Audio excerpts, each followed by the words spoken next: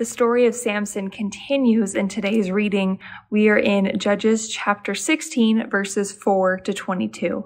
Now, we skipped a couple of chapters between yesterday's reading and today's reading, so just to catch you up a little bit.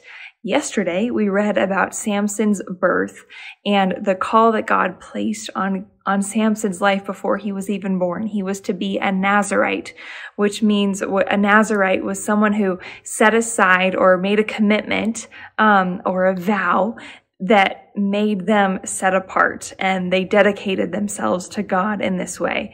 And they were to stay away from any fermented drink or stay away from dead bodies of any kind.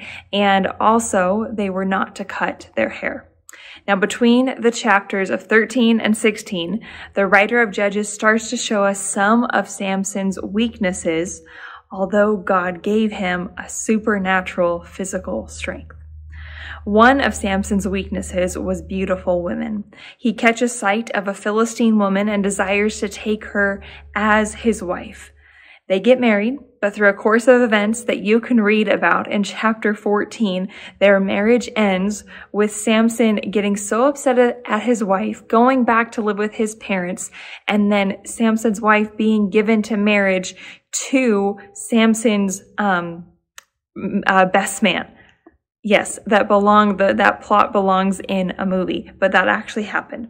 Out of his anger, once he found out that his wife had been given in marriage to someone else, Samson set fire to the Philistine grain field. And in response to this, the Philistines killed Samson's wife and her father. Samson then killed many Philistines in response and decided to go live in a cave. So there was a lot of action that went back and forth. Now, 3,000 men of Judah come and find Samson in the cave in order to turn him over to the Philistines. But Samson escapes their bindings with his supernatural strength and then kills 1,000 Philistines in response. Samson was Israel's judge for 20 years. Now, sometime later, Samson had relations with a prostitute, and people tried to kill him for this, but Samson escaped their plans. So, a lot happened between yesterday's reading and today, but that's where we pick up today's reading. Now, once again, in today's reading, we are going to see Samson's weaknesses for women. In chapter 16, verses 4 and 5, we read this. Sometime later, Samson fell in love with a woman named Delilah, who lived in the valley of Sorek. The rulers of the Philistines went to her and said, "Entice Samson to tell you what makes him so strong and how he can be overpowered and tied up securely. Then each of us will give you 1,100 pieces of silver." Where Samson's weakness was pretty obviously beautiful women, Delilah's weakness was money, was wealth. She takes advantage of Samson's love for her and starts in on the plan to get Samson to reveal the true reason for his strength. 3 times Samson lies to Delilah about the true reason for his strength, but she was very persistent, and on the 4th time Samson reveals the truth. And what do you know? Delilah, while Samson is sleeping, calls in someone to shave off Samson's hair, the reason for his strength. She then calls in the Philistines. They overtake Samson and they gouge out his eyes. Now, to you and me reading this story, it should have been pretty obvious to Samson that Delilah's intentions were not good, that she was trying to deceive Samson. But in the end, Samson chose disobedience to God and continued in this unfaithful relationship. This is a clear example of how a man so used by God can sin, and sin blatantly at that. Now, as we walk towards and finish up our time in the book of Judges, I think that this serves as both an encouragement and a warning. And the first encouragement is that God uses imperfect people to accomplish his plans.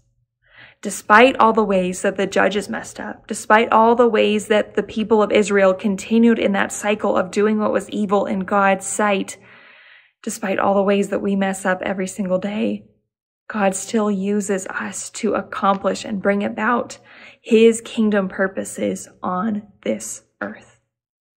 Second, the warning. We are so in need of a Savior.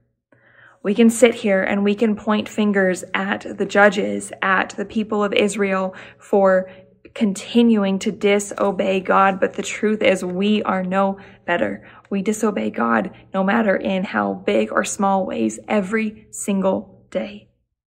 And it shows that we are so in need of a Savior.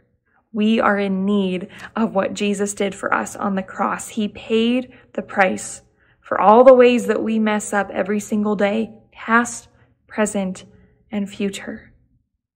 And now our call is to then live our lives thanking God for the ways that he has saved us, thanking him for sending Jesus to redeem our past, present, and future.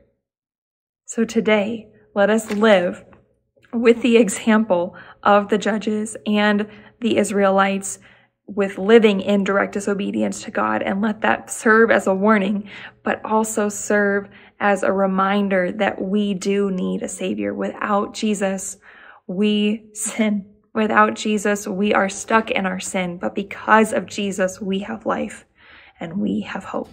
So let's live our lives thanking God for that. I hope you have a great rest of your day, and I'll see you next time. If these devotional videos are helpful to you, subscribe to our channel and click the notification button so you know when we post a new video. And of course, please share them with others.